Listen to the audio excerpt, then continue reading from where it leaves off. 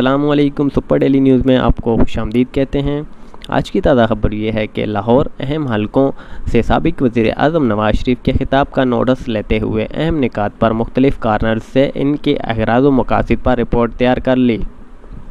نواز شریف کے بار بار مشرقی پاکستان کی علیحدگی کی بات کرنا اور دوبارہ ایسے کسی حادثے کے خطرے، آئین اور نظام میں تبدیلی، ملک کو نقصان پہنچانے کا اندیشہ، انقلاب اور خاص لوگوں سے حساب لینے سے گفتگو کے علاوہ آئندہ کے متوقع پروگرام کے لیے حد و مال ہو سکتے ہیں، پر رائے حاصل کی جائے گی۔